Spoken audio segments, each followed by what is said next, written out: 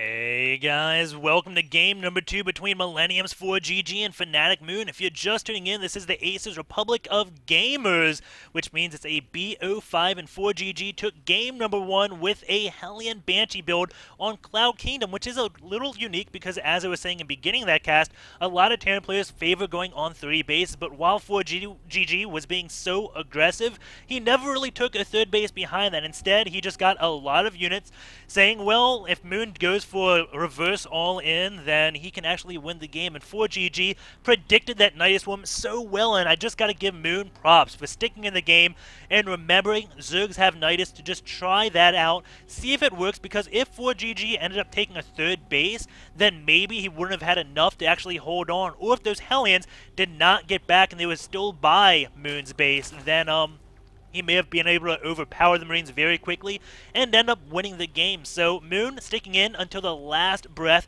really nice. And 4GG using a relatively unique build. The only thing I didn't like about that game was 4GG flying the Banshee over top of the cliff by the natural where an Overlord is going to be after the Hellions had cleared up all the vision on the middle of the map. So you knew that if you just flew your Banshee across the middle, it wouldn't get scouted at all. And oh my god, Moon going to be going for gas at 14 supply. This is going to be what an all-in is.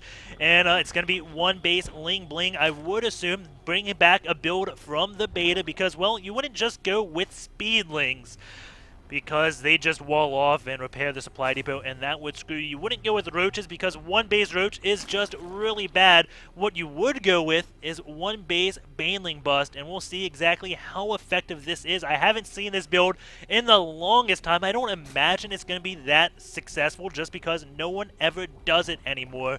And now this 1 Overlord, did he go into the base? No, he is going to be going into the base right now. And that's new. When I push V, the colors change. I guess that is part of patch 1.5. We do have the Overlord now, seeing that 1 gas going in and seeing the 2nd gas says, okay, you are going the 1 Rax Expo, so this is going to be a really good build. The next 50 gas will be used for Baneling's Nest, and 4GG is going to be in, well, maybe a lot of trouble, as he does get double gases right now, so maybe he's going to be going for that Hellion Banshee build again. And keep in mind, the last time he did that, he sacrificed a lot of Marines. He only got 3 out, and Moon may be doing this in reaction to saying, hey, you didn't scout me last game, so I'm going to be going with this. It is a BO5. If I lose this game, well, I still have another game to lose to come back in. That would be really hard, performing the reverse all kill.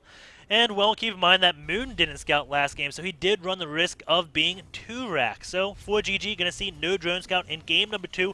Will he end up 2 raxing in game number 3? Of course, I could keep talking about this game, but I think we all know what's going to happen. In about 2 minutes, actually a minute probably, we're going to have a lot of Lings come running in here and just try to do a Baneling bust, and we'll see how successful it is. The Baneling's Nest is done. We do have the Lings on the way, but only 12 out right now with 10 on the way. So as soon as these 10 get here, I assume that we will have Moon go in for that attack. We do have the wall off right here, and as long as 4GG lifts up these supply depots, he should be relatively fine. So he does have the bunker with the 3 Marines, does only have 3 Marines there, so this is the same build from game number 1. Moon trying to hard counter it to his best, and this could be when he is going to be sending that 1 Ling in. That speed is shown, and 4GG now knows, oh my god, something is going to be happening. Lifts up those supply depots, and now he should be fine. And those Lings are going to be coming in, going to be running up the ramp, and 4GG lifts up his factory, and those Lings are going to get underneath. The Banelings just explode on that bunker, killing every single Marine.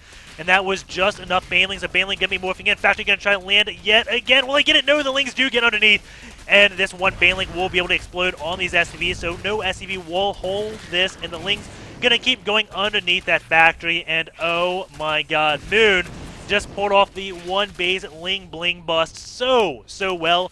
And maybe that was timed for that factory, assuming that 4GG would just lift up because he was in the habit. Oh, that just hurts, and I don't see 4GG coming back from this. GG, well played. And let's just go back to exactly what happened in that game. So, not really much to say, but the one thing I want to look at, here's the 1 Ling. He comes in, and does 4GG see this? So, okay, yeah, he sees speed done. So since he sees speed done now, he needs to know it's a Baneling bust. And the correct call, let's see, how many minerals does he have? Not that many. I think the correct call probably would be building a bunker right here. And it's really hard with the SimCity he has try to think of what would be really good, because what he needs to do is wall off both this spot and this spot, and being spawned on this position I think would make it relatively tough to do that because the reactor has to be part of the wall.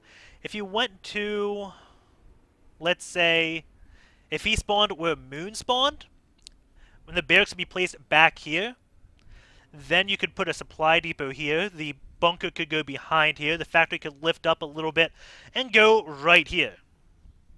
And that would be really good.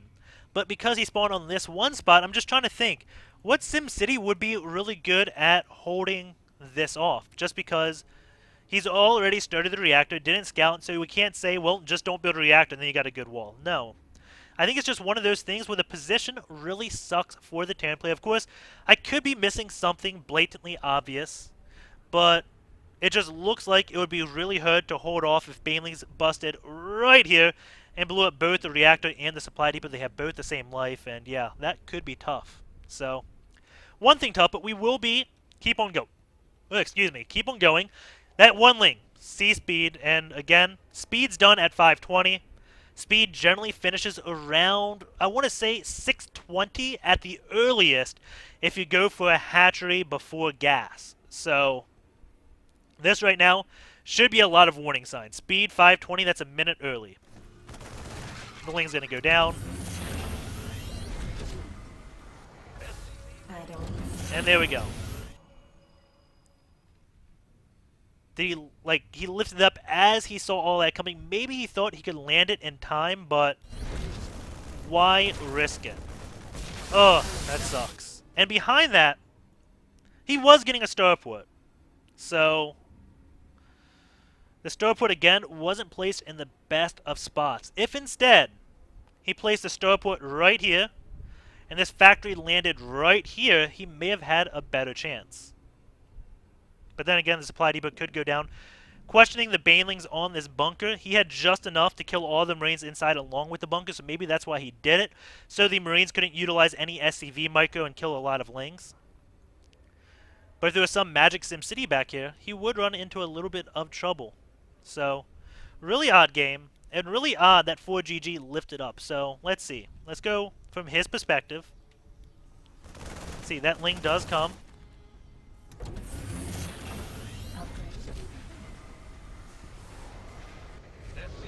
And we're just waiting for everything to come. Does he lift up first? So just the starport lifts up, and here we go. I think that is timed from Moon's perspective to say, okay, I know he's going to be lifting up right at 530, so I'm going to go and take that risk. And we go over to Moon's camera. And does he click straight up there with all his Lings? Yeah, he does. He goes up there with all of them and does get this, and right here knows he has won the game. Very well done by Moon. Nice timing.